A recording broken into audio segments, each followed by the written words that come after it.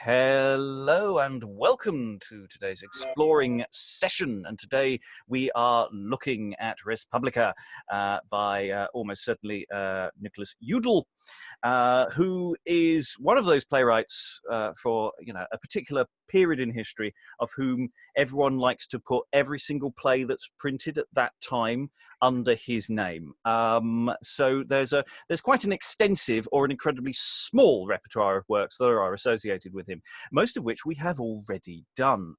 So it's associated with Thersites, Jack Juggler, Jacob and Esau, and Ralph Royster Doyster. Ralph Royster Doyster is the only one I think that actually has his name on the cover, and which we haven't done yet.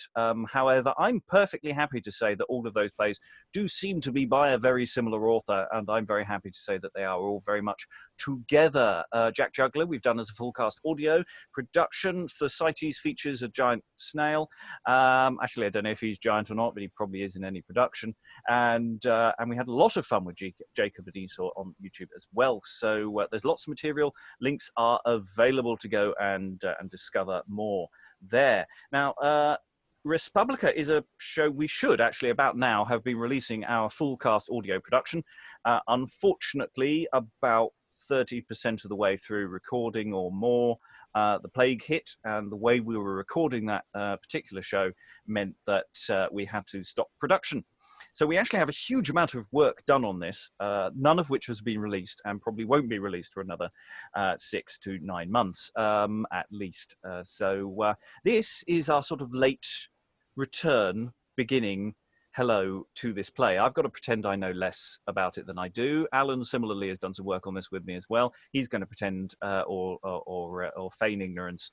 But otherwise, we're going to work our way through Act 1 and 2 of the play today with this wonderful team who are here to read various parts. So, reading today the prologue and oppression is... Hello, I'm Helen Good. I'm a historian. I'm in London. Reading today, Insolence is... Alan Scott, based in Suffolk. Reading Avarice today is... I'm Aliki Chapple. I'm an actor, translator, and theatre maker based in Lancaster in the UK. Reading Adulation today is... My name is Alexandra, I act professionally, and I'd like to point out my ignorance is entirely unfeigned. And finally, joining us very much on a whim early in the morning, and had no idea they were going to be reading this part in advance, reading Respublica today is... Good morning. Good morning where I am. My name is Lynn Freitas. I'm an English teacher and early modern drama enthusiast, and I'm in the northwest of the United States. And I am your host, Robert Crighton. I will be jumping in with occasional interjections. Not many stage directions. There's a lot of stage directions that we could say are inferred, but not necessarily physically present. And so we'll be stopping and starting as we figure out how some of the comic business functions. And there is a lot of comedy business to unpack. But before we get to that, we start with the prologue. So let's open the play with a beginning. First, health and success with many a good new year, wished unto all this presence here. I have more to entreat you of gentle sufferance than this our matter may have quiet utterance. We that are the authors have ourselves dedicate with some Christmas device your spirits to recreate. And our poet trusteth the thing we shall recite may, without offence, the hearer's minds delight. Indeed, no man speaketh words so well forepondered, but the same by some means may be misconstrued. No, nor nothing so well meant, but that by some pretence it may be wrong interpreted from the author's sense. But let this be taken no worse than it is meant. And I hope nor we nor our poet shall be shent. But now of the argument, to touch a word or twain.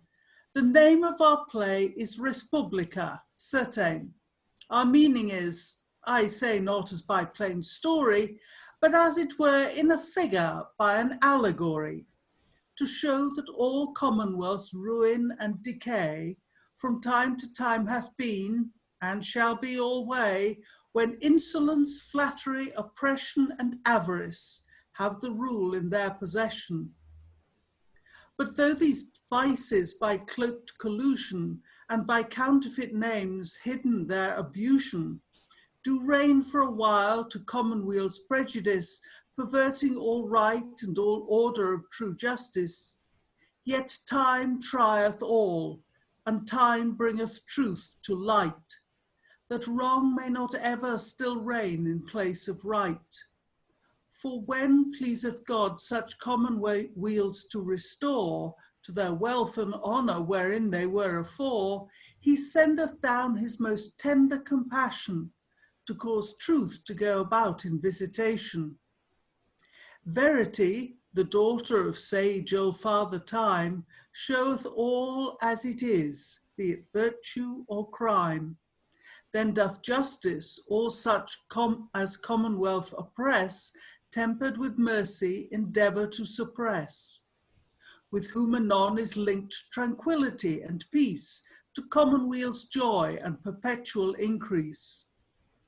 But shall boys, some saith now, of such high matters play?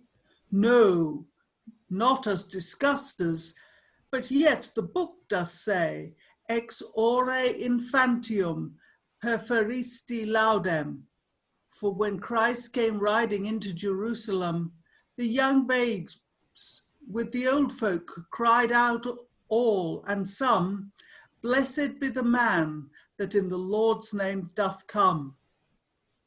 So, for good England's sake, this present hour and day, in hope of her restoring from her late decay, we children to you old folk, both with heart and voice, may all join all together to thank God and rejoice that he hath sent Mary, our sovereign and queen, to reform the abuses which hitherto hath been, and that ills which long time have reigned uncorrect shall now forever be redressed with effect. She is our most wise and most worthy nemesis, of whom our play meaneth to amend that is amiss, which to bring to pass that she may have time and space, let us, both young and old, to God commend her grace. Now, if you please, I will go and hither send, that shall make you laugh well, if ye abide at the end. And thus ends the prologue. There's an awful lot of really useful data in there, which I think I'll just briefly unpack. First of all, it's Christmas. Or at least it's designed for Christmas. Now on the title page, or the opening of the text, it states, made in 1553. It might have been intended to be made for 1553, but then got put back a little bit into 1554. The precise positioning of when this might actually have been performed is, there are various thoughts on that available. It's nice that it states this is an allegory. It actually says, hello, this is allegorical drama, welcome. I don't know if any other plays have actually explicitly just said what's happening. I quite like that. It's for the opening gambit of the reign of Mary I, and so there's all sorts of questions and political issues that might be thrown up by this, performed by children as well. So getting a sense of this occasion: Christmas, young children, fun, allegory, and even a little callback to possibly the play Magnificence, with cloaked collusion, explicitly a character in that, but also that's a convention that turns up in a lot of interlude plays. So it's the 1550s, the king is dead, long live the queen. General thoughts? Or have I covered everything? Considering its date, it seemed very not full of archaic terms and words. Mm. Yeah. I mean, had I not got all the date clues in it, I would have put it a little later. the language of these plays evolves quite quickly over the preceding last 20-30 years. And you're right, it reads very well. It does read very well. There are a few minor modernizations in the text you've got there. One or two words have been slightly altered from the original, but nothing that would throw anyone on a tangent on thinking it's fundamentally later or earlier. Alan, I saw a hand. Yeah, the one thing that puzzled me slightly is that nemesis normally carries a negative context. Oh, not. In terms of a doom. Alexandra wants to say something to that, but she's muted. I just muttered nowadays. Mm.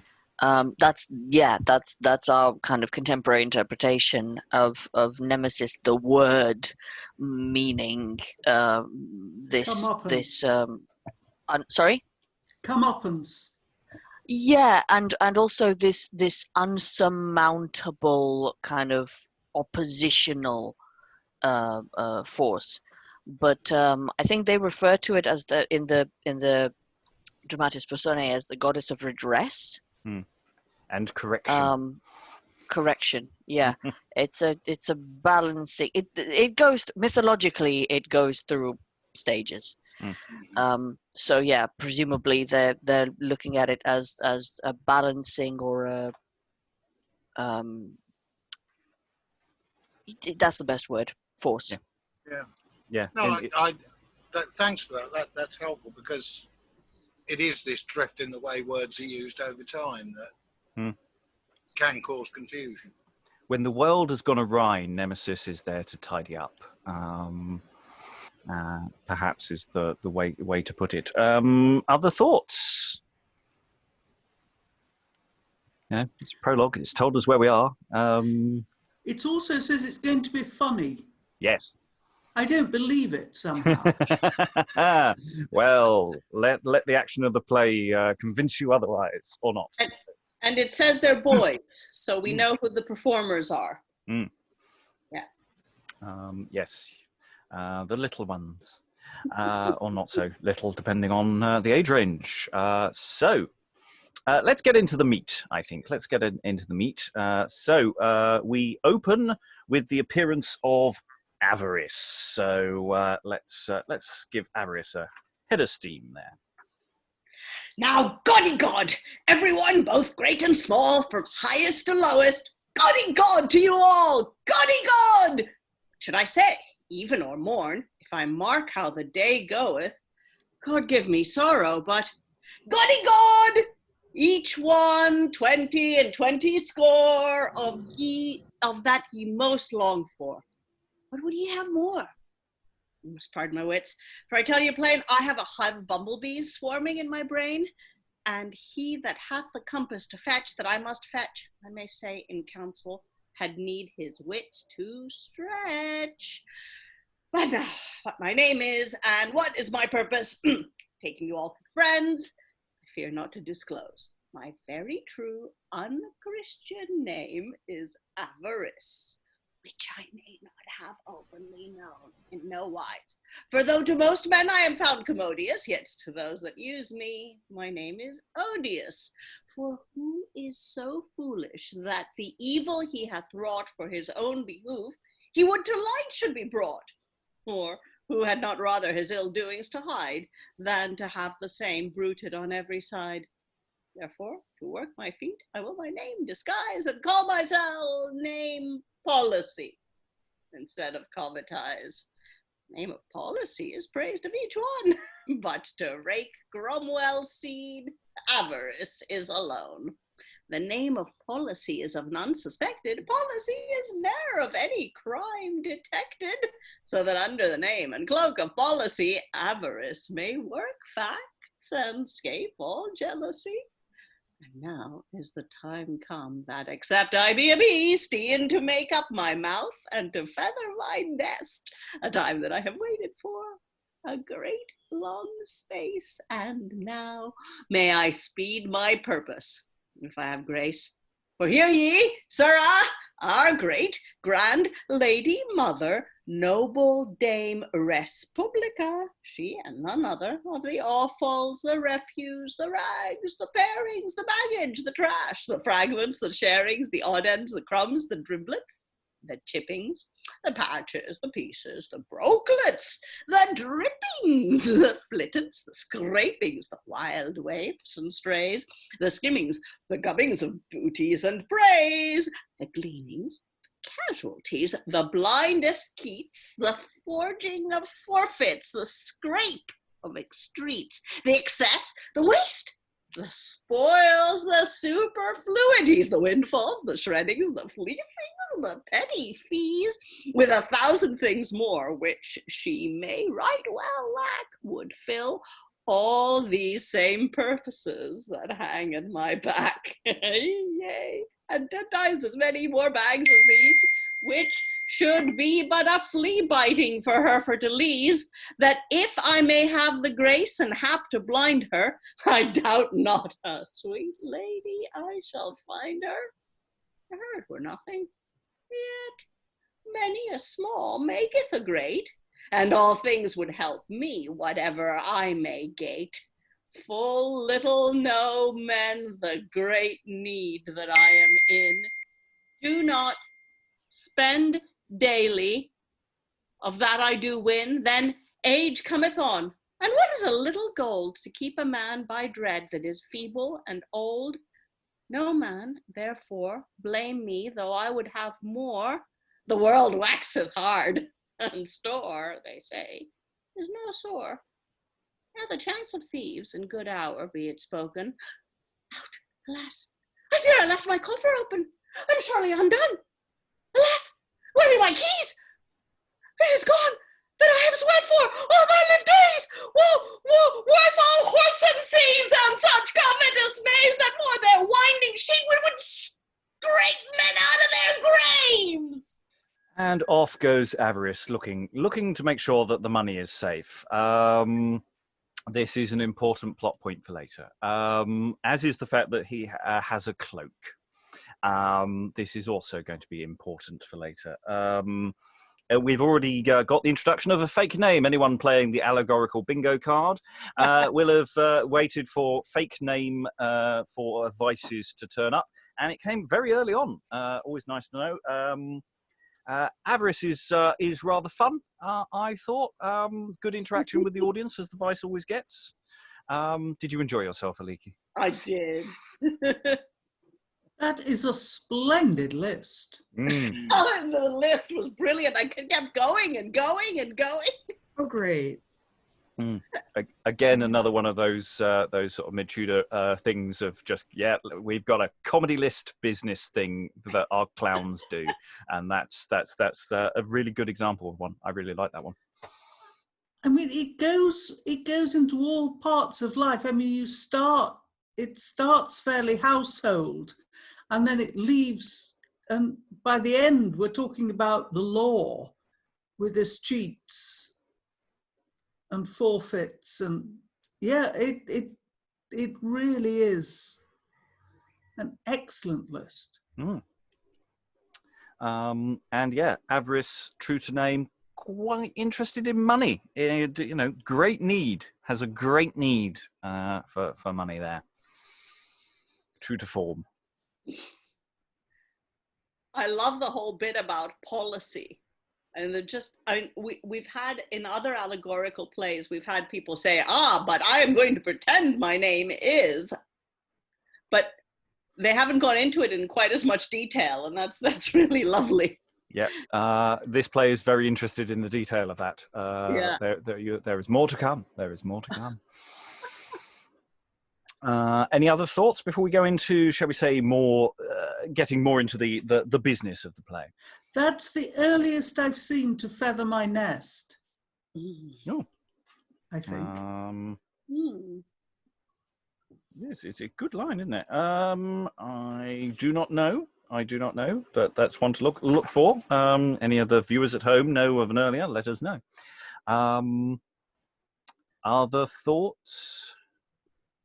No, okay, let's get into a bit more detail. So we've had the exit of Avarice, but what we get here now is the entrance of the other vices. We have the entrance of adulation, insolence, oppression, and they're entering singing, as it were. We don't know what the song is, but as I say, they're boys. They're probably singing really beautifully or deliberately terribly. Who knows? And so adulation breaks off from the song. Oh, noble insolence! If I could sing as well, I would look in heaven among angels to dwell. Sing! Now do I sing, but as other many do? Yes, an angel's voice ye have to hearken unto. Yea, but what availeth that to high dignity? By By, his... hang on. Helen. Yeah. By his arms, not a whit, as far as I can see. Oh, what helpeth that thing to set a man aloft? By his wounds, not a straw, as I've told you oft. No, but ye are one of such a goodly personage, of such wit and beauty, and of sage parentage, so excellent in all points of every art, Indeed, God and nature and me have done their part. that if you will put yourself forward to the most, you may, throughout the whole land, rule all the roast. How say you, oppression? Is it not even so? Thou sayest sooth, adulation. So might I go, if he were disposed to take charge in hand. I warrant him to chide to rule all the land. So, Master Insolence, you hear, oppression? I thank both him and thee, good adulation, and long have I dreamed of such an enterprise. But how or where to begin, I cannot devise. Wherefore serve friends, but your enterprise to allow. And then must you support them, as they must maintain you. And wherefore do friends serve, but to set you in? Ye shall have all my help whenever you begin. But we may herein nothing attempt in no wise, without the counsel of our founder, Avarice.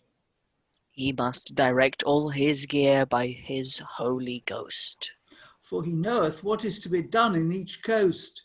He knoweth where and how the money is to be had. And yonder he cometh, methink more than half mad. Enter Avarice, presumably more than half mad.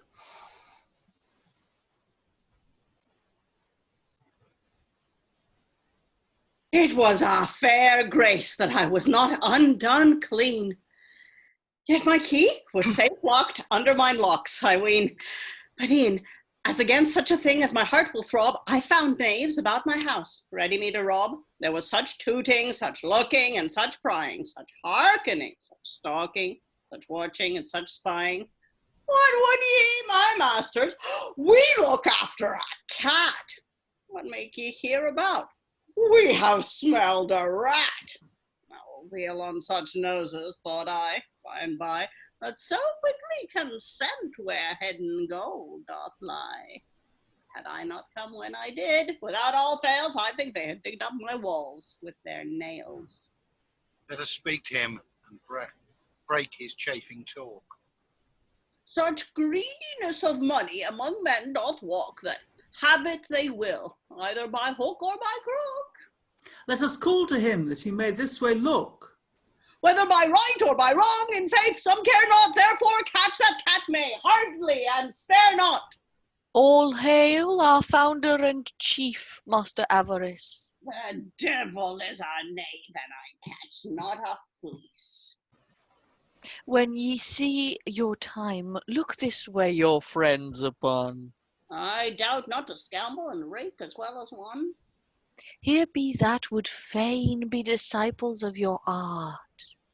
I will not be behind to get a child's part. Now, if ye have done, I pray you look this way back. Buzzeth in my ear so. What? Yes, saucy Jack. Are ye yet at leisure with your good friends to talk? What? Glowest thou mine elbow, prating merchant? Walk, ye flatter abundus. You flaring clawback, you the crow is white, you the swan is black, you John hold my staff, you what is the clock, you 8-o-I-o, you nego, you. I marvel you speak to me in such fashion. Why troublest thou then in my contemplation? I came of right good love, not minding you to let. Ne'er cames to any man of good love yet. And these men's minds it was I should do so. As false wretches as thine own self, and falser too. We have been loving to you, Unfaithful alway. For your own profits, then, and not mine, I dare say. And Ian Veray, you three it was, and others none, that would have robbed me not yet half an hour gone. We never robbed any any man, man. later or rather. Later or rather. Yes, many a time and oft, your own very father. And to you have we borne hearty favours alway. And I warrant you hanged for your labours one day.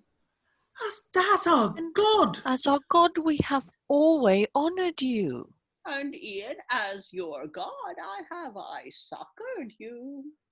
We call you our founder, by all holy hallows. Oh, founder me no foundering, but beware the gallows. But pray you leave these words and talk friendly at last. Content, at your request, my fame is now well past, and in faith, what saith our friend Adulation? And just pauses there before we get into, shall we say, plot. There's an awful lot of people on stage, but we've really focused in on, Avarice because he got a massive speech, and, he's following up with the whole thing of, I went off stage, they were after my money. They're in there, saying all these excuses, but they were after my money. And then we also get a wonderful pen portrait of Adulation. You're doing a wonderful arse licking there. It was fabulous. And Avarice really has your number. It's what was it? Flatter abundance. That was a great set of words there. And that possibility that maybe if Avarice is a slightly older boy, or even possibly the master, and they are the younger boys around, so when he says, I am your father, it may be figurative, but it's also in part, there might be a slight age difference as well. That was a thought that leapt out to me. Other thoughts about this sort of business, shall we say? I mean, it's all in the timing, isn't it? And it's really hard to do it like this. We had fun with it, but if you get it bang, bang, bang, bang, bang, it would be hilarious. We are coming to more even harder to time material. It gets this is a really well structured bit of comedy business, and by that it means it's harder and harder for us to do it well. But we're only here to get the idea of it, so that's fine. What's a typo in the script? It's not mine locks, it's 9 locks. You don't have 1, you don't have 2, you don't have 3. You have 9 locks on your safe. You're not paranoid at all. That has been corrected later in the script, but I missed that one. Yes, 9 is quite a number, but it's not abnormal. I mean, one of the whole chests had 6. Other thoughts? No, we're just sort of enjoying it. We're going along for the ride. That's fine. Okay, let the ride continue. So Avarice, having finished his temper tantrum, how dare you interrupt me while I cogitate. Let's go and do that line again. Content at your request. Content, at your request, my fame is now well past. And in faith, what saith our friend Adulation? I wonder at your rough communication, that you would use me such words of such vehemence. Faith, man, I spake but even to prove your patience, that if thou hadst grunted or stormed thereat. Nay, few times do I use such loud manner as that. Come, shake hands, forever, we two be at one. As for grudge in me, there shall never remain none. Now, Master Insolence, to your ghostly purpose. We accorded a matter to you to disclose. I understand all your agreement and accord, for I laid in your bosoms when ye spake the word, and I like well the advice of oppression, and eke of flattery for your progression. If there were matter whereon to work, I care not. Ye shall have matter enough. Be doing, spare not. What, to come to honour and wealth for all us three? Ah, then ye could be content to leave out me. No! For I know ye can for yourself well provide. Yea, that I can, and for 200 beside. Oh, would Christ, good founder, you would that thing open. Bones, knave, wilt thou have it ere it can be spoken? For the passion of God, tell us it with all speed. By the cross, not a word. Here is haste made indeed. Yes, wait, good sweet Avarice, dispatch and tell us at once. Nay, then cut my throat. You're all fellows for the nonce. You have a matter before it can be told. If you will have me tell it, ye shall your tongues hold. Whist! Silence, not a word. Mum, let your clatter cease. Are you with child to hear and cannot hold your peace? So, sir, now, Respublica, the lady of estate, you know, now lately is left almost desolate.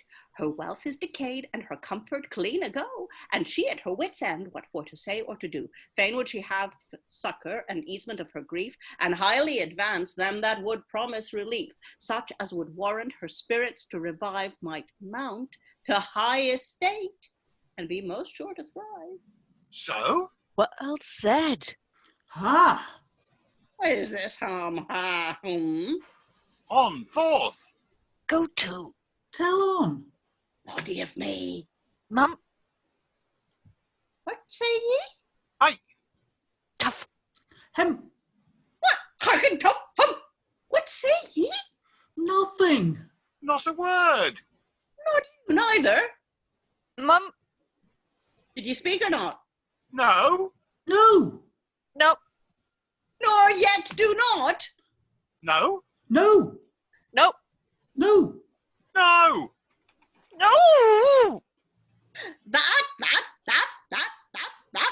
Sir, I intend Dame Respublica to assail, and so... I'm just going to pause there because I think we should just briefly talk about that comedy. This play does something, I don't know of any earlier plays or for that matter, many later plays where so much dialogue is literally stopping somebody else's speech. Where someone doesn't finish their sentence because somebody else leaps straight in that way. And it's happening again and again and again. And then also these little moments where the timing of this could be played in so many different ways because you're being schoolmastery and going, shush, ooh, ah. And it's all noises. And they're going, oh. And the room for comic business there between all of the players is just infinite, really. I mean, it could be played fast, it could be played incredibly slowly, or both. You know, it's just. And how many no's are there really? How many that could go on? That could be a round that goes on for ridiculous amounts of time. Yeah. Alan. I think actually one good way of working it out would actually be to have two of the subsidiary vices responding very promptly, and the third one to be somewhat lagged, you know, the slow boy at the back of the class. Yes, we haven't figured out which one is the stupider of all the stupid people. No, but... that's the thing, is they're all idiots, but some of them are probably more idiots than others. Which one's Pike? Oppression is... I think oppression's somewhat slower than the others. Insolence is the thick one. Adulation is the bright one. Yeah. And oppression is the slow one. You could have such a brilliant clown game with these characters. Just workshop them for hours and see who comes out funniest, slowest, and fastest, and great. Yeah, it's a sense you've almost got so many Father Dougals, just all in the same room, that with one Father Ted as Avarice. And the sort of hake is presumably a cough of some description. It might be that, or sneezes. It's rather than they're deliberately making noises, maybe they're just going. Sorry. Yeah, or a hiccup. Yeah. I was reading hake as a hiccup and tough as an achoo. So you'd get and for the hem perhaps. Yeah. And a hake and tougher hum. Okay. Any other thoughts on the business? No, let's move on. I think the plot is now starting. You've all agreed Avarice is going to lead you, and there's a plan, and you're waiting to hear the plan. He wants silence so he can explain the plan. The plan may be coming now, maybe. Let's go from Sir, I intend. Sir, I intend Dame Respublica to sail, and so to creep in to be of her counsel. And I hope well to bring her in such a paradise that herself shall sue me to have my service. Then shall I have time and power to bring in you three. Do this out of hand, founder, and first speak for me. Bring me in credit that my hands be in the pie, and I get not elbow room amongst them, let me lie. Nay, see in oppression this eager elf, be not since more covetous than covetous self. Soft, be not so hasty. Pray you, sooth, soft a while, you will over the hedge ere you come at the stile. I would fain be shouldering and rumbling among them. Nay, I will help javels, I shall wrong them. I pray you, good founder, let not me be the last. Thou shalt be well placed where to thrive very fast. I thank you, Master Avarice, with all my heart. And when thou art in place, see thou well play thy part. When you claw her elbow, remember your best friend, and let my commendations be ever at one end. I warrant you. What? Shall I be left clean out? No, sir, ye shall be chief to bring all things about. Ye shall among us have the chief preeminence, and we to you, as it were, owe obedience. Ye shall be our leader, our captain, and our guide. You must look ye aloft with hands under the side. I shall tell Respublica ye best can govern. Be not ye then squeamish to take in hand the stern. Then shall we assist you as friends of perfect trust to do and to undo and command what ye lust. And when you have all your own will and pleasure, part of your livings to your friends ye may measure and punish the proudest of them that will resist. He that once winceth shall feel the weight of my fist. Yea, we must all hold and cleave together like burrs. Yea, see ye three hang and draw together like furs. And so shall we be sure to get store of money, sweeter than sugar. Sweeter than any honey. Very well spoken. This gear will right well accord. Did not I say you were worthy to be a lord? We'll make Insolence a lord of high estate. And I will take upon me well, both early and late. But Insolence, when you come to the encroaching of lands, you may not take all alone into your hands. I will look to have part of Goodall's lands and plate. Ye shall have enough, each body after his rate. I must have part too. You must not have all alone. Thou shalt be laden till thy shoulders shall crack and groan. I pray you, let me have a good lordship or two. Respublica shall feed thee till thou wilt say, "Oh!" And I must have good manor places, 2 or 3. But the chief and best lordship must remain to me. Mass, and I will look to be served of the best, or else some folks somewhere shall sit but in small rest. I must have castles and towns in every shire. And I change of houses, one here and another there. And I must have pastures and townships and woods. And I must needs have store of gold and other goods. And I must have change of farms and pastures for sheep, with daily revenues my lusty port for to keep. I would have a bone here rather than a groat to make these snarling curs gnaw out each other's throat. Here, be eager, whelps! Lo, do it, boy! Box and ball! Poor I may pick straws. These hungry dogs will snatch all. Each man snatch for himself, by goss. I'll be sped. Lack who shall. Oppression will be corn-fed. Is not Dame Respublica sure of good handling when these whelps, ere they have it, fall thus to scambling? And me, their chief founder, never e'en since forgot.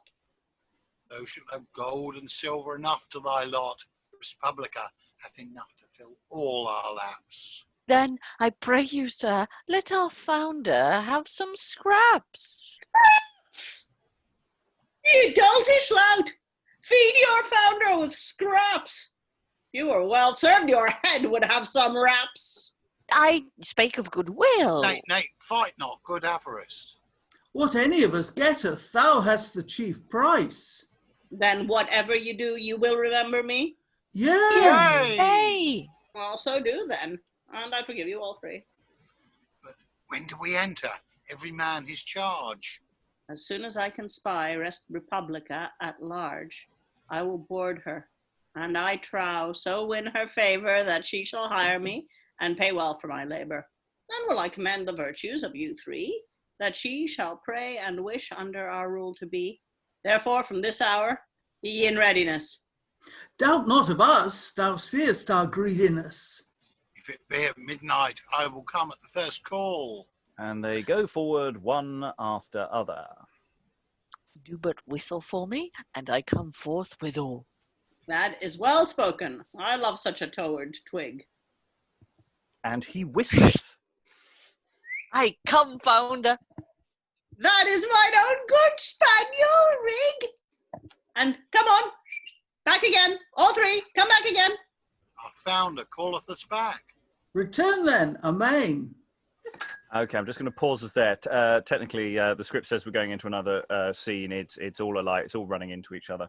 There's some wonderful dog business going on here. It's gone from when they're fighting and presumably snarling at each other to literally going, "Come by, come by." And because they're practicing them coming in.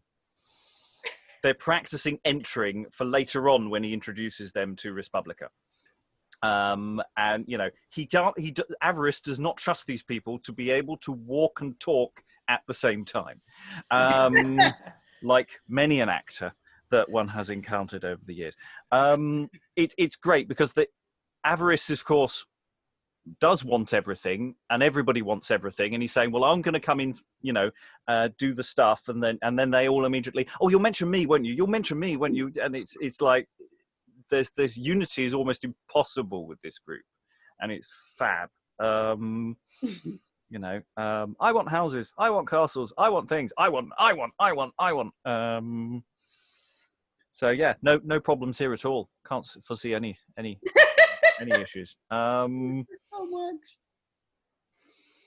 much. Thoughts? I mean, it's all in the business, isn't it? It's what we said before. It's the Three Stooges with Groucho Marx giving them directions. Mm. Yeah, I was thinking Marx Bros rather than Stooges. Mm. And Groucho would be a absolute natural for Avarice. He really would, yeah. And could be played, I think, very effectively that way. It reminds me of some of my clown training when it came to clown school exercises where you have a lead boss clown and then the others who are just there to ruin his day. And that's the comedy business. That's the game of this. Is he is trying to keep control of these people who have no attention span whatsoever. who he will say, this is the plan, and then they'll immediately want to do the opposite in their own personal best interests and things. Alexandra. Now that we know that this would have been performed by children because the prologue told us so, in my mind, I keep envisioning this as a very, very fun school play. Yeah. There's something. It's clean. It's simple in scope thus far, in only 4 scenes, but also it's got all this very clearly and well constructed business.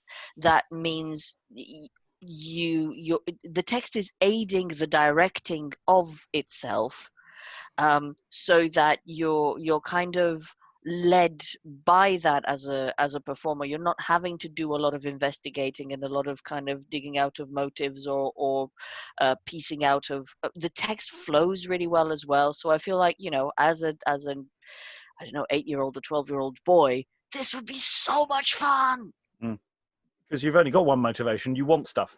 That's it. Everybody just wants stuff. They want power. They want the stuff that goes with power. Avarice is obviously more money focused. What's interesting is that Insolence is the figurehead that they want to put forward. It's not that Avarice wants to lead. Avarice wants what comes out of the leading. And everybody's putting forward Insolence. And we haven't really talked about the other characters. We've talked about Adulation. We've talked about Avarice. But Insolence is a really interesting thing about that's what's leading, within this allegory, what's been going wrong. It's the leading of insolence in people, and that's a really interesting idea. And I don't know if insolence has slightly shifted in meaning as well, or if there's extra things. Helen's had her hand up for a while. Unfortunately for this play, I am thinking constantly of the last years of Edward VI Privy Council. Mm-hmm. Yeah, no, I think it's perfectly legitimate. Because, one has to say that the Lords of the Privy Council are certainly the people that I think the original audience may well have been thinking of. Yep. No, I think it's there's a lot of internal stuff and other political elements that may have been lost. I don't think we're feeling its loss. I think it would have added to it for then. But no, I think there's a lot of history we can layer onto this, which later sessions I hope to do, which would be fab. Any additional thoughts on that, Helen? No, I'm just throwing it in because... Yeah. No, that's excellent. my job. Yes, it is. Alan, additional thoughts? Yeah, I'm just thinking, going back to when they first came on, I almost got the feeling that Insolence is actually the head chorister, if this is a boys' choir, but he's there on the basis that he's maybe got the sweetest voice, not for any form of leadership ability or indeed any other form of ability. Well, it's interesting because, it could be that. It could be lead voice singer, because the three minor vices are clearly boys there for their singing ability, if nothing else. They come on and say, aren't we great at singing? Yes, we are. I do wonder about Avarice, whether that's a different, maybe an older figure. It could be Udall himself. Who knows? Hopefully not. He's a problematic figure. Aliki. Well, he could also be a much younger figure. That would also be funny. The 11-year-old boy dragging the 16-year-olds around. Yes, I like that.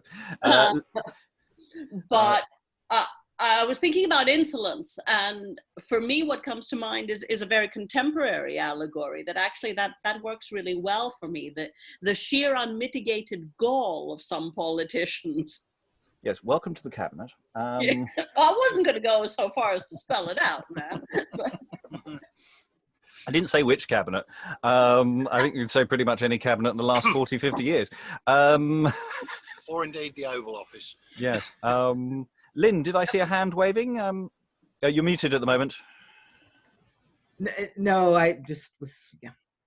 Insolence. Yeah, just gall. Just sort of, I do what I want and nobody stops me. Yeah. Mm. Yeah, we're living the dream here. Yeah. Right? See, yeah. It's a very plausible Avarice behind it all, but Yeah, it does fit very well, actually. Yeah.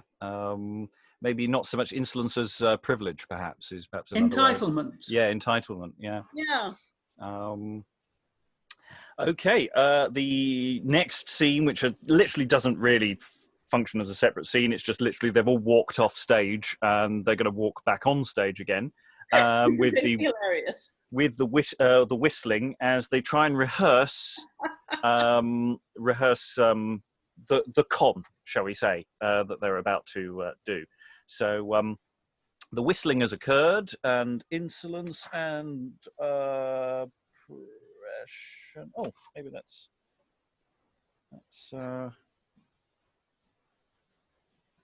yes. So oh, it's interesting. I've got a slightly different thing. No, that makes sense. Okay, so Avarice, call them back on again. Come on, sirs, all three. And first to you, best be trust. What is your brain path stuffed with all? Wool or sawdust? Why so? What is your name? Flattery. And so, just... Yeah, or else adulation, if you so lust. Either name is well known to many a body. An honest mome. You don't! You out! You naughty! Shall Respublica hear your commendation by the name of flattery or adulation? Or when you commend me to her, will you say this? Oh, forsooth, his name is Avarice or covetous. For in you that should have wit is to your discretion bluntly to go forth and be called oppression, and you insolence. Do you think it would well frame if you were presented to her under that name? I thought nothing thereupon by my heldom. My mind was another way, by my Christendom. That thing was least part of my thought by St. Denis.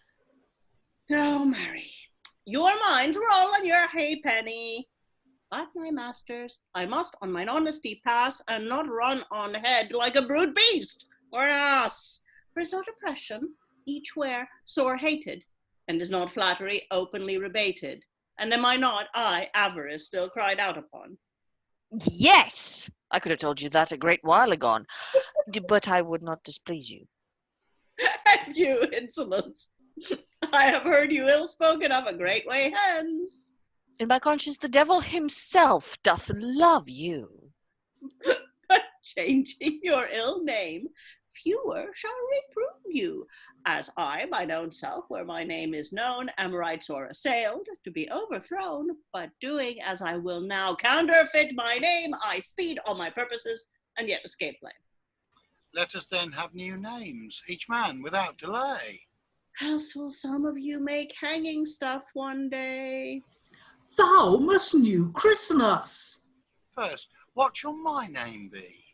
Faith, sir, your name shall be Monsieur Authority. And for me, what is your determination? Harry, sir, he shall be called Reformation. Now I pray you devise for me an honest name. Oh, thou art such a beast, I cannot for very shame. If you think good, let me be called Policy. Policy. A rope ye shall. Nay, hypocrisy.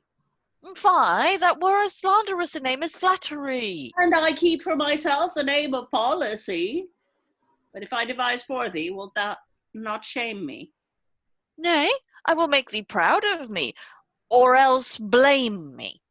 Well then, for this time, thy name shall be Honesty. I thank you, Avarice. Honesty, honesty. Avarice, you whoreson! Policy, I tell thee! I thank you, Policy, honesty, honesty. How say you, insolence? I am now Honesty. We shall at length have a knave of you, Honesty. Said not I he should be called Monsieur Authority! Oh, friend oppression, honesty, honesty. Oppression? Is the devil in thy brain? Take heed, for in faith, your flattery again. Policy, reformation, authority. Hypocrisy, defamation, and authority. Hypocrisy! Hypocrisy! You tell us. That named hypocrisy even now by the mass. Policy! Policy, name! Policy! Now, say as I said. Policy, knave, policy! And what callest thou him here? Defamation. I told thee he should be called a reformation. Ah, very well. What is he now? Ga-formation. Was ever the like ass born in all nation? A vessel on him, he comes of all the Asians. Go on. Ye shall learn to solve reformation. Sing on now. Reform. Reformation. Policy. Reformation. Authority. Policy, reformation, and honesty. Yes! If your tongue makes any mo trips, you shall be both flattery and have on the lips. And Monsieur Authority, against you I call, you must have other garments, and so must ye all. Ye must, for the season, counterfeit gravity. Yes, what else? What else? And I must counterfeit honesty. I must turn my gown in and out, I ween, for these gaping purses may in no wise be seen. We'll turn it in here. Come help me, Honesty. Here at hand. Why, how now? Play the knave, Honesty. Help! What does that now? I counterfeit honesty. Why, then come thou help me, my friend Oppression. What else call you that? Fit for your discretion. I should have said help Sir Reformation. Yea, marry, sir, that is my nomination. And when you are in your robe, keep it afore close. I pray you, Master Policy, for what purpose? All folk will take you if they peep under your gown for the veriest caitiff in any country or town. Go, and when I call, see that you ready be. I will. And I will. And so will I. Honesty. And they exit, leaving Avarice.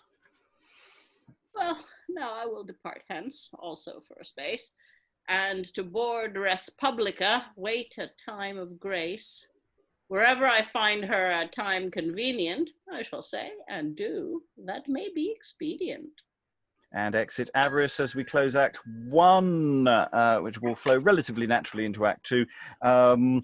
So much good material here. I mean, it's just so well done. The complete inability of Adulation to remember who the hell they are. I mean, they're all in it as well. You know, Avarice tests Oppression and say, come over here, Oppression, and Oppression dutifully does. No, that's not your name. Stupid boy. Oh, it's there really is a sense that Adulation and Avarice are leading this, and the other two are in support, driving this scene really well. Alan, Right at the beginning of that scene, I'm just wondering if there's a misattribution, because Avarice talks to my character, but there's a response from elsewhere. you'll have to give me a line, otherwise I've no idea. So I'm just flicking back. There are several points where actually I'm looking across editions with slightly different attributions, so you could well be right. Where is it gone? Well, we'll come back to you once you have found it. Other thoughts in the room? Alexandra? I found it. And you, Insolence, I have heard you well spoken of a great way hence, says Avarice, and Adulation responds, in my conscience the devil himself doth love you. Yeah. What page? Might that be the one you're looking at? Page 14. Bottom of 14, last 2 lines. Devil himself doth love you. Let's have a little look. Lynn, while I'm rattling that, you had a thought. Question. Helen will probably know the answer to this. So reformation, does that mean already what it means to us? The Reformation. Yeah, I've been giving that a bit of thought because I can't for the life of me remember, but if I had to put money on it, I would say not. Say not. Okay, that's interesting. I would, the word Reformation came out of Germany, and it was quite late. It's possible that it had a religious meaning here, but I'm not sure. I don't think so. I mean, you're going to oppress people, but say that you're just making things better. It's going to be a reformation. Okay. But in fact, you're oppressing. I don't think it has a religious meaning here. But I do think that's an important question because this is the first year of the reign of Mary the First, who was trying to take the country back to Catholicism after a fairly radical Protestant administration. Absolutely. Under Edward. So this is a really hot moment in English history. So, which is an interesting fact, given this is so funny and, the Marx Brothers thing, but we're talking about some really serious issues here because we have regime change, and of course things are always politically unstable at the beginning. I mean, I would say that for the majority of the country, this was a welcome return to normality.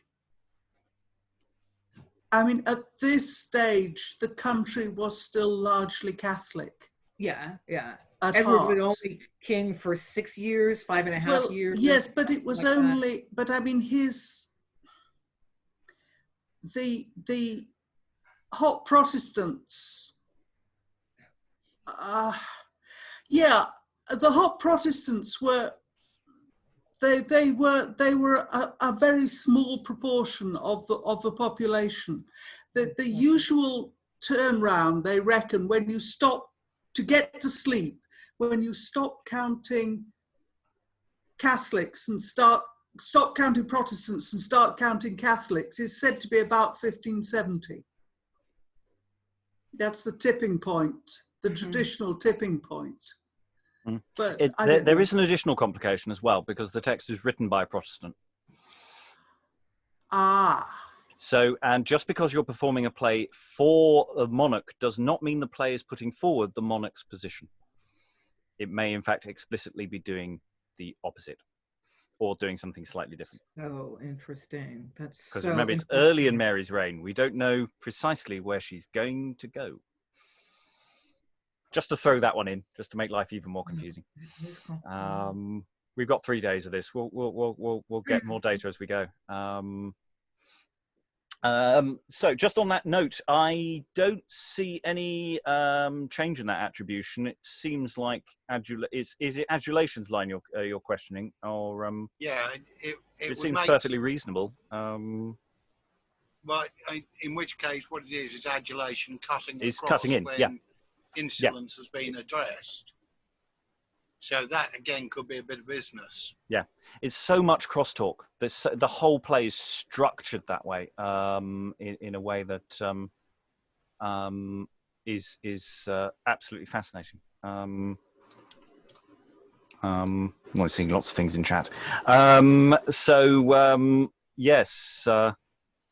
Any additional thoughts about the cloak? All the business with the cloak for Avarice is quite important, and everybody having cloaks. They've got to wear cloaks to cover up their true costumed nature throughout this.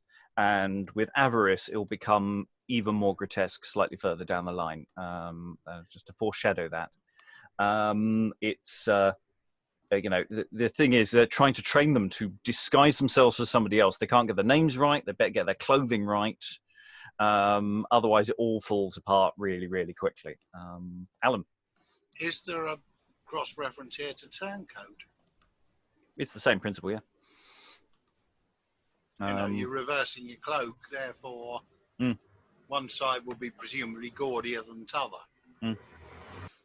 Yeah, I think that's exactly what's going on with his cloak specifically. Anyway, it will serve another function and all. Other thoughts before we go into the much shorter Act 2, which is, I say, effectively a continuation, a fulfillment of what has been set up. We've had the setup. We're about to move into some kind of sense of where it goes. We also, of course, get the Refor being literally sung. I really like that sort of barbershop quartet moment. Reformation. Hello, my darling. No. It's got a lot of potential there. Okay, so Act 2 opens with the appearance of the much mentioned Respublica, who finally appears. So opens with a shortish speech before we go into a scene with the aforementioned vices. So, Respublica. Lord, what earthly thing is permanent or stable? Or what is all the world but a lump mutable? Who would have thought that I, from so florent estate, could have been brought so base as I am of late?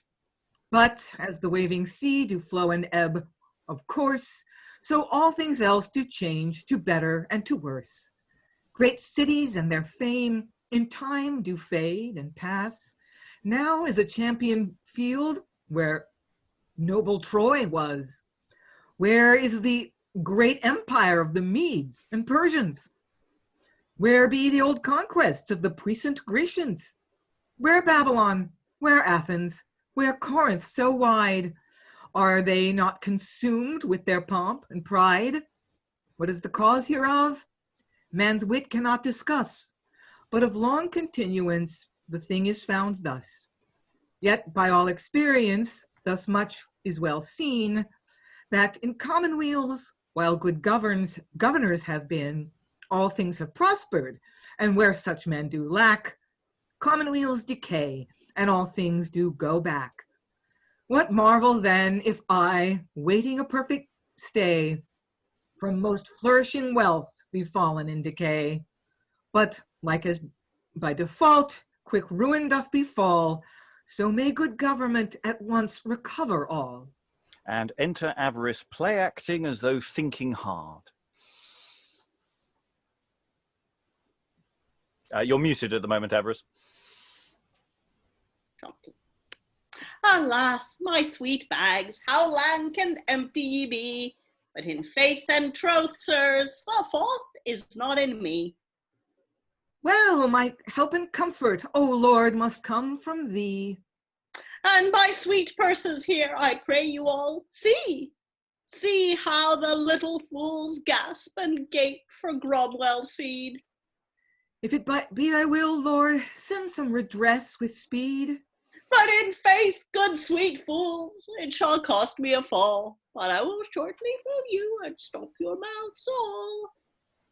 Oh, that it were my hap on friendly friends to light. Ha! Ha! Who is that same that speaketh yonder in sight? Who is't? Respublica! Yea, by the merry mass! Then might I be again as well as I was. Hide up these pipes now, I pray God she be blind. I am half afraid lest she have an eye behind. We must now change our copy. Lord, how I pray, lest she saw my toys and heard what I did say. Is there no good man that on me will have mercy? Remember now, my name is Master Policy.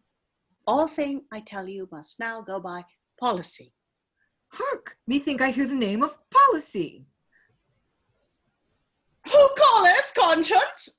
Here am I, policy. I pray you come to me if you be policy. Yea, forsooth, my name is policy. I am sore decayed through default of policy. Yea, most noble Respublica, I know that well, and do more lament it than any tongue can tell. For an if good policy had had you in hand, ye now had been the wealthiest in any land. But good policy hath not long been put to exile. Yea, God wot, ye have been barred from me a great while. Yea, I have been put back as one clean off shaken. And what can a man do till he be forth taken? Well, I feel the lack of your helping hand by the rood. Alack, noble lady, I would I could do you good.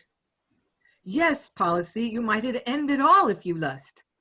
Yea, faith, I durst put myself to you of trust, but there be enough for that, if for you could shift make. Yet none like to you, if you would it undertake, and I will put myself wholly in your hands, metal, grain, cattle, treasure, goods, and lands. Well, I will take some pain, but this to you be known, I will do it, not for your sake, and not for mine own. How say ye that, policy? This to you be known, I will do all for your sake, and not for mine own. I thank you, policy. Nay, I thank you, lady, and I trust ere long to ease all our malady. Will you put yourself now wholly into my hands? Order me as you will. Treasure, goods, and lands. Yea, every whit. Well, I thank you once again. But now that you may think my dealings true and plain, and because one cannot do so well as many, ye must associate me with mo company. And first, by my will, ye shall set up honesty. Marry with all my heart, but where is he? Oh, very hard to find. But I think I could fet him. Call him straightway hither. See that nothing let him. It were best if I shall go fet men for the nonce, to make but one voyage and bring them all at once. Who more than him? Ye must establish authority. That must be done. And eke reformation. We four will rule things of another fashion. Policy, I pray you, go fet all these straightway. Yes, for this your present case may bide no delay. I will go and come with all festination. I like well this trade of administration. Policy for to devise for my commodity, no person to be advanced but honesty, then reformation, good wholesome laws to make, and authority, see the same effect may take. What commonweal shall then be so happy as I? For this I perceive is the drift of policy. And enter Avarice, bringing along the three stooges. And behold, where he is returned again since, he showeth himself a man of such diligence. And we'll just pause there, as again, that's marked as a scene change, but it isn't really. Again, this thing's playing with established conventions so well. It's clearly mocking the conventions that are about, so two people come on talking to the audience, doing essentially their own soliloquies on completely different subjects. And yet they can overhear each other's asides. And it is clearly absurd. And it's great. Let's start on the serious side. Respublica's not very happy. Not happy. It's not going well, is it? All chime changes everything, doesn't it? Sometimes things get better, sometimes things get worse. At the moment, everything's getting worse. God, isn't it sad? Thoughts beyond that? Respublica's sad. Let's just go with that. She seems to take Avarice, otherwise known as policy, very much on trust. Mm. I mean, Yes. no suspicion there. No. Yeah. It's just no, straight in with, hi, I'm policy. Oh, thank God, I've been waiting for someone to outsource all my problems to. Please take all the stuff and sort it out. We just want to privatize the entire country. That'll be great. A modern version would call it austerity. Alan, I saw a hand. Yeah, I'm just thinking Respublica is not the brightest candle in the box. Well, certainly beset. If someone with the reputation of policy turns up, to save you, then maybe you just what else is she going to do? Yeah. What else is she? Enter a passing spad. Alexandra. I also get the impression that, again, this might be the word changing slightly as time goes on, but that policy as in the sense of good government would have been what I'm reading is that this is what the play implies, that Respublica has been suffering specifically because of the lack of good government. So when good government walks in through the door, there's no reason why Respublica would not trust good government policy, because that's exactly the thing that she's been needing and suffering for the lack of, as I say, has just walked in through the door.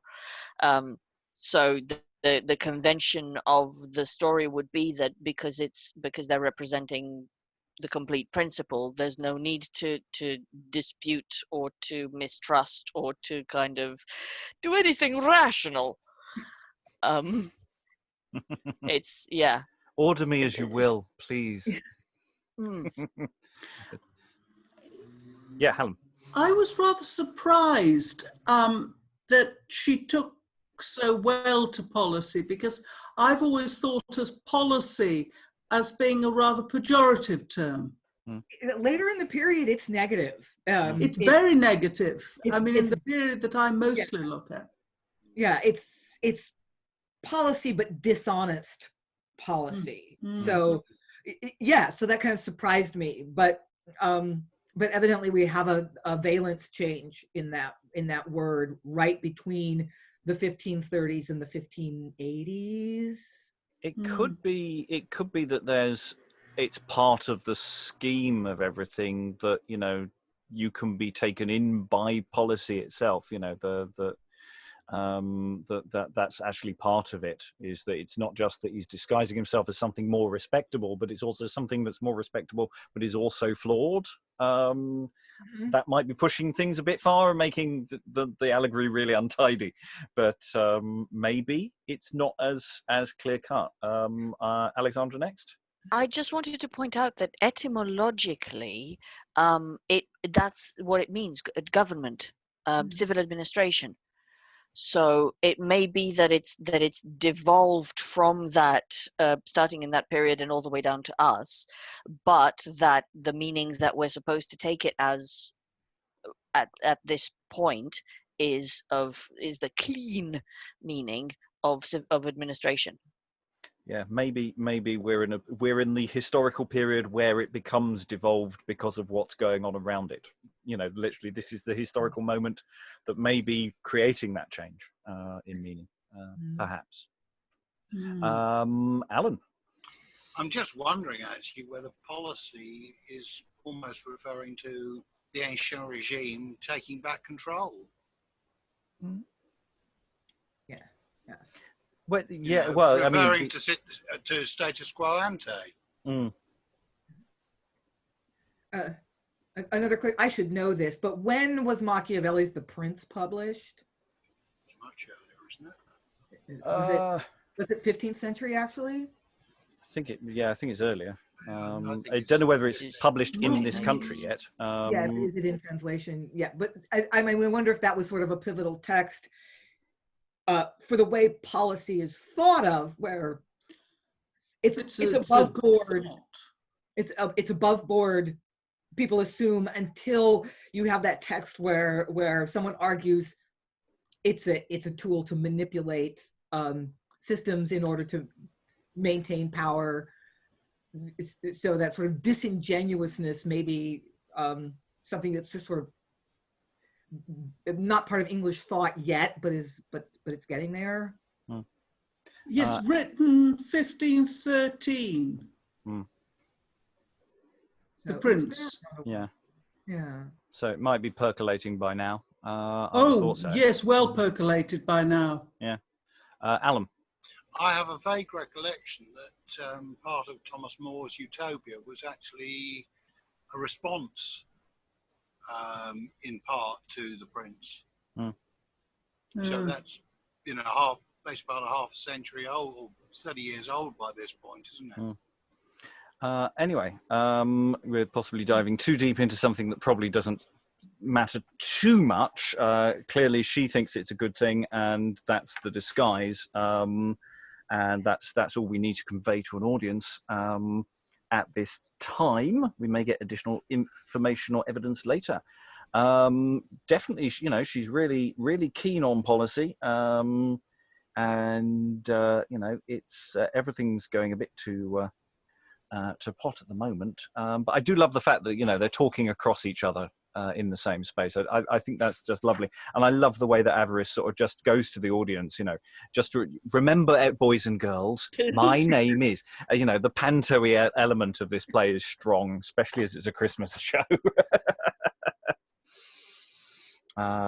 Okay, we have a relatively short scene to close this act and close this unit of action. So Avarice has gone off to fetch so they've rehearsed. They should be perfect now. They should all go perfectly to plan. I'm sure it'll be fine. Let's see how it goes. So enter all of the above to Respublica herself. I will do her double service to another. You double knave, you! Will you never be other? She shall have triple service of me. Honesty.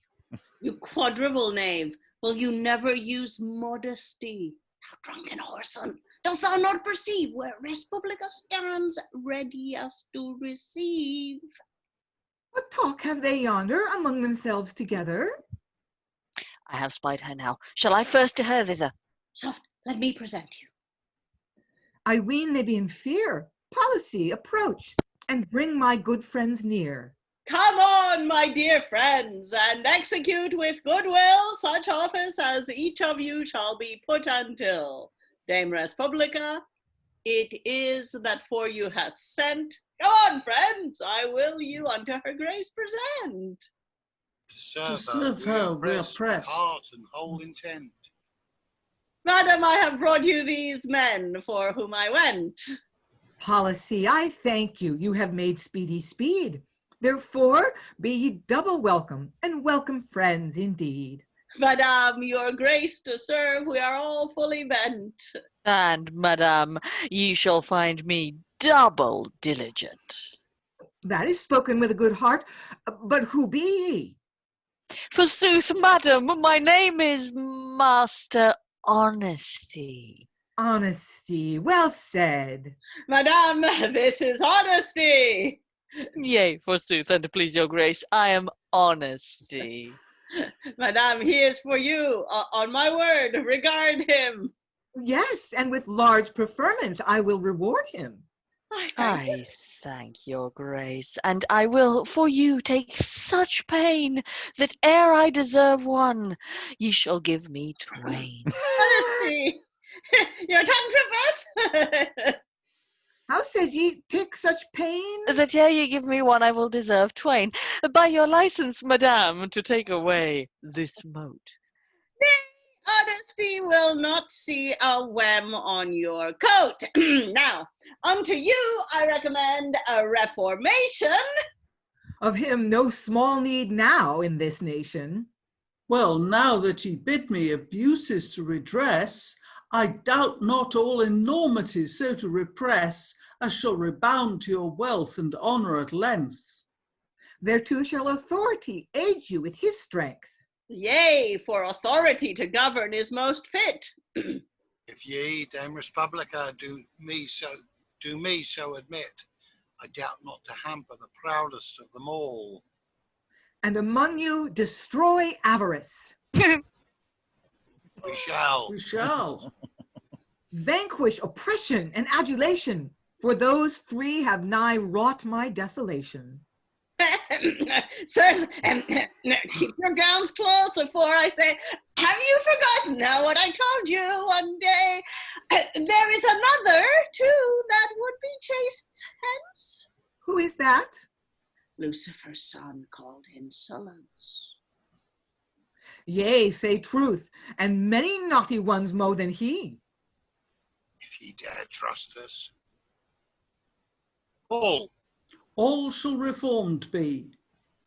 I thank you, and I trust you for my maintenance to administer for your good governance. Then without fear or care ye may yourself repose. And let us alone with all such matters as those. Then I leave you here on our affairs to consult. And exit Respublica. When you please in God's name. We must both sift and bolt. She is gone. Then, sirs, let us make no delay, but about our market depart, each man his way. Nay, first let us sing a song to lighten our hearts. Then are ye like for me to sing but of 3 parts? Can Avarice's heart be set on a merry pin and see no gain, no profit at all coming in? We shall have enough to drive away all sorrow. Then sing we on Bon Voyage and St. George the Borough. And they sing, bring ye to me and I to ye, etc. And they all exit and this unit of action closes, end of Act 2. Again, there's so much detail in the comic business that, to be fair, we weren't really quite able to bring out, and I think we should unpick a few bits of it.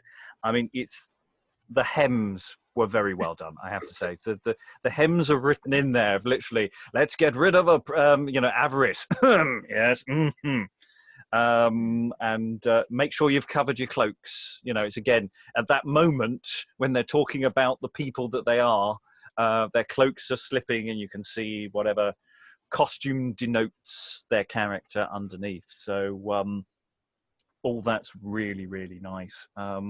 And that moment when they're talking together, which is something we can't really do on Zoom very efficiently, but, insolence and oppression. If you dare trust us, all, pipes in one. Yes, all shall reform. Yes, absolutely. Yes, they're all working almost as a unit, but not quite right. I love Adulation's way of just going double. Yes, twice. I'll have 2 things, 3. And that moment where we could put a massive beat in, of terror from Avarice. Forsooth, madam, my name is Master Honesty. Yeah. Again, it's a license to print money, all of this, because of the business of just simply them not acting quite right. And all you need is a Respublica who just constantly sort of drifts and looks to one side every so often so that they can sort of rearrange themselves and do things, and then looks back and then, oh, such fun. Thoughts. Have I covered everything? You kind of have. Yeah, sorry, I've got to stop doing that. Yeah, Lynn. I maybe like putting too much weight on this, but I think the choice of the term Respublica is worth thinking about, because England was emphatically not a republic. It was a monarchy.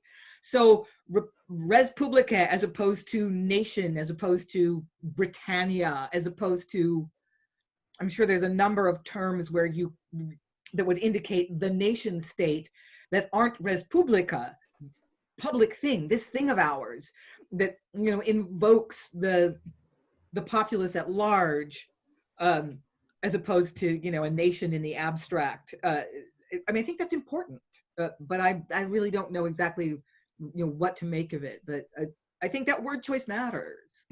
Well, it's the title. Absolutely. I think we're right. And again, we're only just starting to dig into meanings of names and what we think it means and what they think it means. So yes, let's do more of that. Alan. Yeah, I mean, in the prologue, it was actually the term commonweal or commonwealth was used. And I would take Respublica as being the analogue of that, rather Almost, than, yeah, a because synonym almost, yeah. there wasn't a republican form of government, as far as I'm aware, anywhere on the planet at this time, nor had there been probably for a millennium. Wasn't Venice a republic? Sorry, say it again. Well, Venice. Yeah. Yes. Possibly debatable. It was more hereditary autocracy, but In practice, it was oligarchic, but in Yeah. name, it was a republic. Helen. Yeah, I mean, obviously the big republic that everybody knew about was the Roman, which everybody would have learnt about in school because Roman history was what was taught. And that they went from a republic to a monarchy.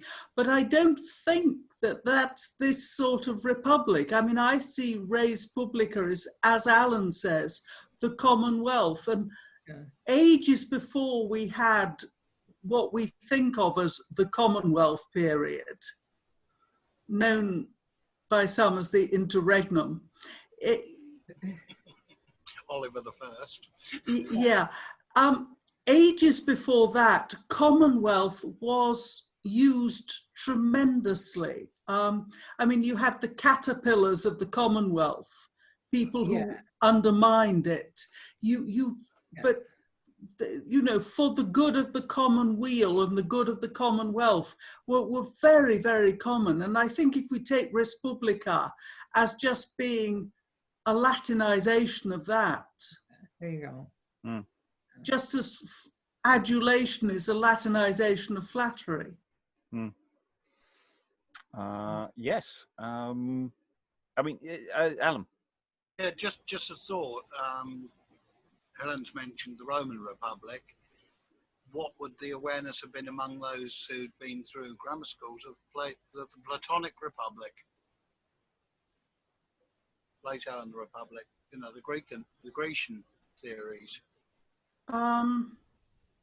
Plato was certainly known. Aristotle more. And if this is by Nicholas Udall, which pretty much we think it is, he's very of the Erasmian school of thought. He's very fond of that sort of material. So I think he's certainly widely enough read to have dug up into other areas as well. So I think was that's he a schoolmaster? I think yes. That's one of the problems with his legacy. Why is being a schoolmaster a problem? When you get arraigned for interfering physically with an ex-pupil. Oh, right, fine. That sort of schoolmaster, fair enough. Yeah. They hadn't found it Ofsted at the time. No. Yes, he was convicted of buggery, or with an ex-student. And he also has various black marks against his name because a lot of his ex-students said he beat them too much. So there's a lot of problems with that. Some people really don't like to go there and sort of duck away from the whole question and sort of nip off to one side and pretend it isn't there. There's you know, we could give this a very good light or a very, very bad light, and it may be somewhere in between. Lynn, did you wave? No. Yeah. So yes, yes, he was also vicar of Braintree, I believe, near us. So all sorts of weird connections for us. At some point in his life, he went around a bit. I think I'm not making that up. So yeah. Yes, he's almost certainly a schoolmaster to these boys on some level. So education is part of the game to a degree. They're not for the audience because they won't care. Alexandra. I'm sure we've pointed this out at the beginning. It's it feels linguistically the play as far we've read today, it feels linguistically very modern. And I would also argue that the comedy feels structurally very modern. It's on the themes that would have resonated at the time and continue to resonate nowadays, sure. But in terms of how the gags are set up and how the punchlines are delivered, as it were, in a purely structural sense, setting aside the meaning behind or the intentions behind that struck me as something very recent, which obviously must be that, you know, comedy has borrowed from comedy of the past, which borrowed from comedy of the past, which etc etc. But yes, it's, I think, from the of the ones that I've been around for, this feels the most contemporary stylistically. I mean, it's very at peace with the other plays that are, you know, under his, you know, general bracket, as it were. And some of the comedy, I mean, we've got some comedy 10 years further down the line where it's doing similar and also experimental things with comedy that you don't expect from this time. And I think it's just basically you get people who are determined to get laughs out of an audience. Similar gags will appear. And the setup, you're right about the setup. The setup is superb. You know, they set up their idiocy. They set up this scene with Respublica. They rehearse this scene with Respublica. We are waiting for it to go wrong. And there's room for improvisation to make it go worse than it even seems. And with the performance history, you can imagine that there are a whole series of games and accumulated things you could actually have that could live on top of this. You know, this is, we've done this section as one section because it is a unit. Time will now pass before we go to the next section, which is another unit doing something slightly different. Alexandra, were you coming in again? And yeah, I was just going to say, we've compared it to the Three Stooges. We've compared it to sort of television comedy. We've compared it to a whole bunch of things that feel very, very modern and contemporary. And I think it's, as you say, it's the large scale structure, definitely, but also the small scale structure of setup, payoff, and the way that that's kind of constructed. And I'd love to analyze that more and try and figure out, because I'm sure that it's what was around before this, Commedia dell'arte, right? As a set stylistic comedic thing. I can't think of much else. So yes, how much is borrowing from the same source, and how much is this sort of just really condensing and perfecting a particular style? There's something I think about the boys companies later on, where this seems to be that one of their things, this kind of group comedic, the crosstalk here is not something you'll get in, other morality plays that are done, or other sort of more things outside of, I think, of boys company. That may be a massive leap I've just made there, by the way. But this kind of working as a unit, which you're not getting in the sort of the medieval tradition, because it's all stanza. Whereas this, you can do crosstalk. You can have people not finishing their sentences. It's incredibly sophisticated, and brilliantly done. And there are precedents, but nowhere near as as this functions here, or as well developed, I think. Alan. I'm just wondering, in fact, whether, given the putative author's background, whether, in fact, quite a lot of this is actually coming from just observing how a group of lads would behave, bouncing things off each other, and actually saying, okay, fine, now let's just put that down on the page, because effectively they were doing it spontaneously. And there is a big leap of plays like this in the 1550s. We've got the first iteration of Gamma Gurton's Needle is appearing around about now. We don't get it for another 25 years when it gets printed. But that has a very similar kind of comedy, not by the same person. but same school of thought. We haven't done Round for Us to Doyster yet. Very similar things going on. All of his plays, Jack Juggler, which is a much smaller play, but similarly has certain, not so much crosstalk, but fast-paced back and forth dialogue in places, which is really, really well put together. Full cast audio adaptation is available on the podcast. So we're not into extra time, but we have time for final thoughts, I think, on this first third or so of the play. So, Alan, do you have any final thoughts? Anything new? It's fine not to have any, by the way, people. If you're content, that's fine. No, I mean, I think it's been very enjoyable. I must admit, I've remembered very, very little, if indeed we looked at that section when you and I did that work a while ago. But it certainly moves at a good pace. And I think with a bit of rehearsal, you could certainly get a cracking pace out of that, which would, I think, enhance the comedy even further.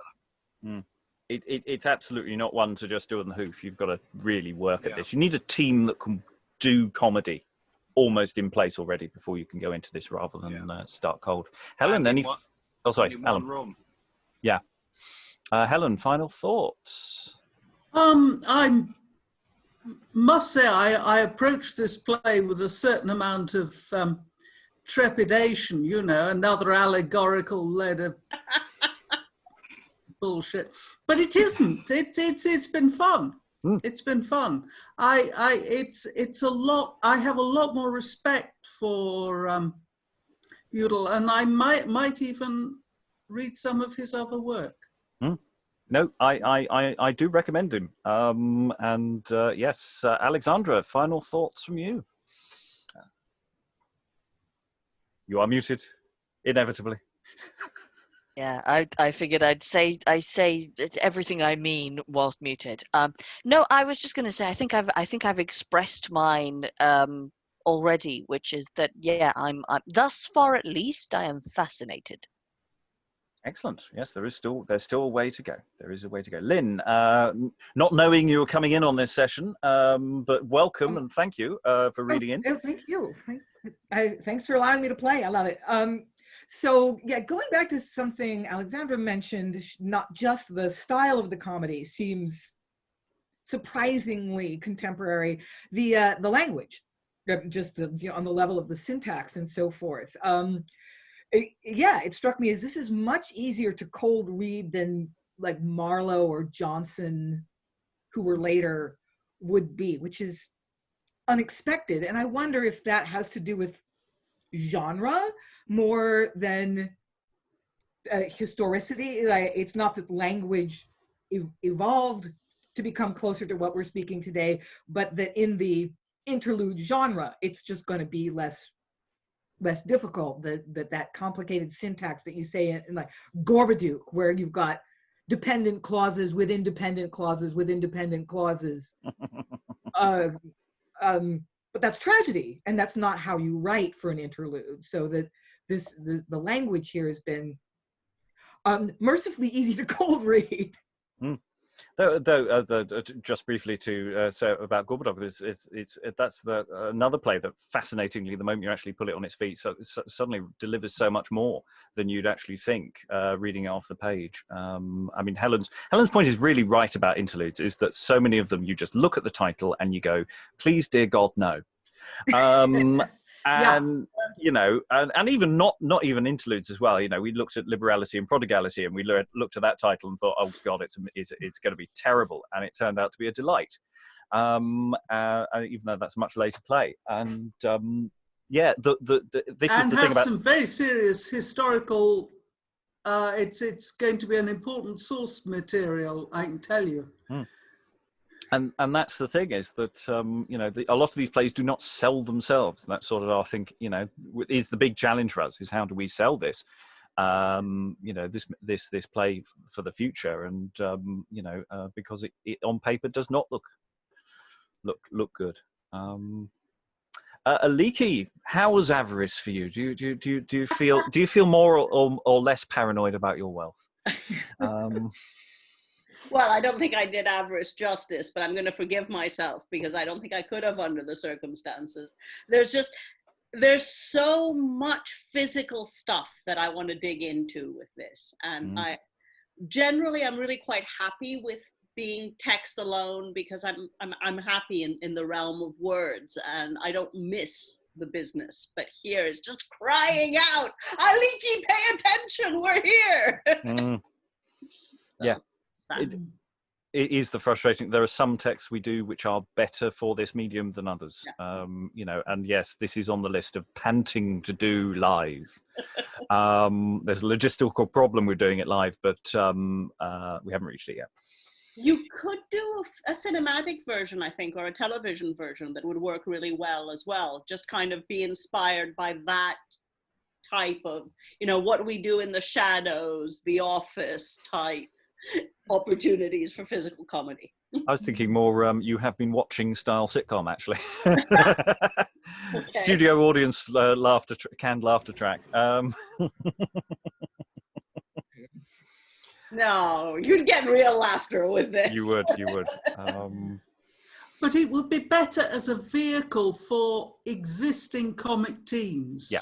Yeah, I agree. The amount of work we'd need to do to get, you know, or we're doing a season of comedy where we're working for a long time together and building up stamina and figuring out who's best for what. You know, Avarice as team leader, Adulation as the fawning idiot, figuring out precisely what to do with Insolence and Oppression, who are starting to come into focus, but I don't think we've quite got them yet.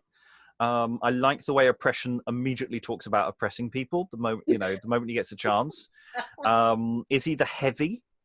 Perhaps, you know, because is he a bruiser? Is he, you know, 7 foot tall and built like a brick? A proverbial. Yeah. So, you know, that's something to ask over the next couple of days. Actually, is, you know, what physically as well as characterly these characters are doing. Alan. I was just thinking, if you're looking for an established 4-way comedy group to do the Vices, the boys from the Red Dwarf. And I'm not quite sure which way round you'd cast them. Well, I think we know which one the cat is. That's Anyway, any final thoughts in the room to add to this at this stage? No, I think we've covered these first couple of acts and we've had a lot of fun. There's 2 more acts to go. We're going to be slightly changing the team and moving up as we go over the next couple of days. But we've enjoyed it so far. Any thoughts and comments, do put them down, get in touch, because as I say, we are working towards a version of this.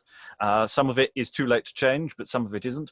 So, you know, do get in touch and see what is what. All that remains is to thank all these wonderful readers for their contributions today, and goodbye. Bye.